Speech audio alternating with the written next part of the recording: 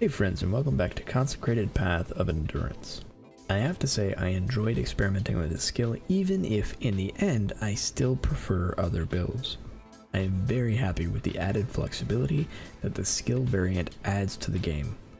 Taking a quick look at Consecrated Path last league versus this league, there's a huge jump in builds using it and a huge difference in the achievable DPS with those builds. This to me is vital for the viability of a skill in POE, and I think for a skill to be good, the player needs to be able to adjust the build to their own style, whether they prefer being tanky or being a glass cannon. Consecrated Path of Endurance has given that viability to Consecrated Path, and it's great to see. Not only has the damage of the skill become much more viable, but the build variety is also rising with this new version of the skill. Last league, there were really only two ways to build Consecrated Path, and it was General's Cry or Strength Stacking.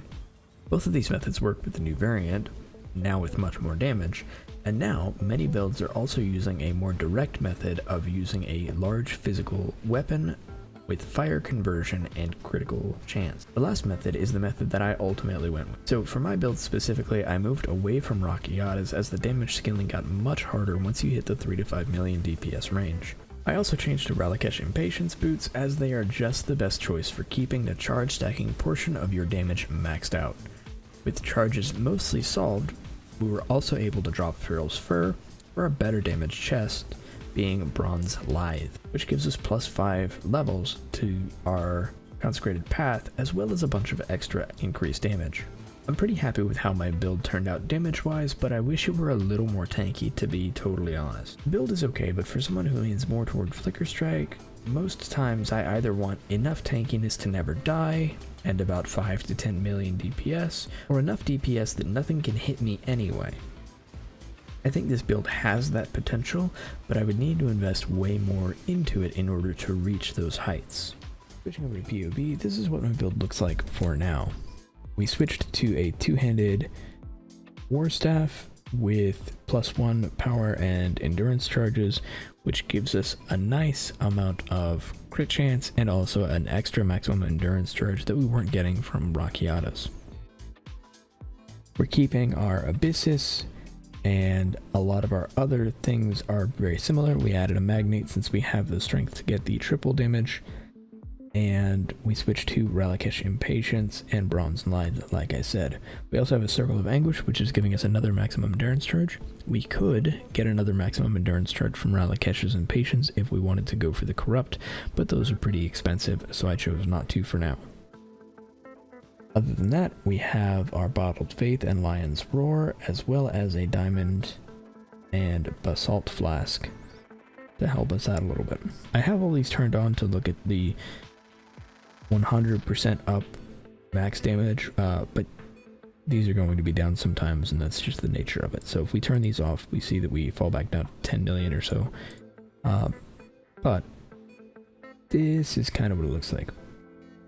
Where I think the build falls short for me, the way I built it, is the effective hit pool. This build is not very tanky. This is the effective hit pool with Molten Shell on. So if we were to turn Molten Shell off, our effective hit pool is not impressive at all. If I were to redo this build, I might try and go for a more tanky version, but honestly the build feels better with more damage, so I sacrificed tankiness in order to achieve it.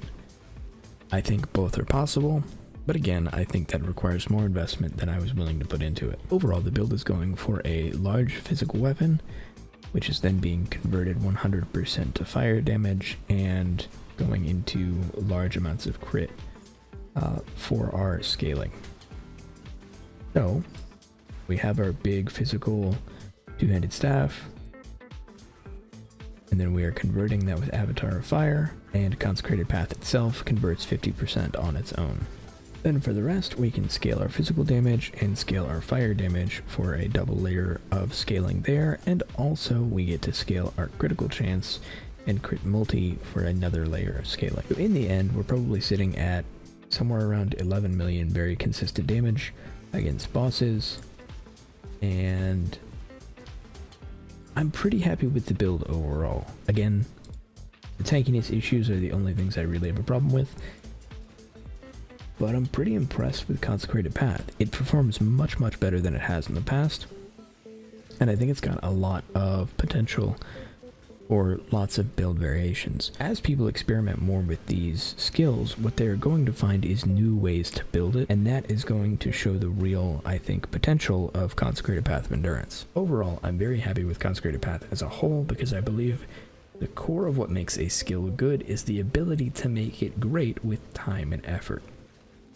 A good skill is not one that is broken right away, but one that if you want to put in the time and effort can be good enough for all content. I think Consecrated Path of Endurance meets that requirement, even if my build specifically does not. I learned a great deal making this build and I'm happy that I made it, but I think I'll be leaving this one right here. If you have interest in other takes on Consecrated Path of Endurance, I encourage you to check out both Wooly and Magefist as they made Consecrated Path of Endurance builds as well. Magefist is pretty close to the way I built it, while Wooly takes a very different approach. You can check the description for the links to those videos. It is also worth taking a look at POE Ninja, as I have not yet seen a creator cover the strength stacking version of this build, and I think that version has a ton of potential. As for me, the next build I will be going for is a Herald of Thunder Poison Pathfinder. I've been working on this build for a while, and I'm excited to say that the build is alive and well, even if it's very different than it was last league, and way more expensive. If you want to make sure to not miss that video, slam that subscribe button so YouTube lets you know when I have a new bad idea build to look at. Thanks for watching, and I'll see you next time.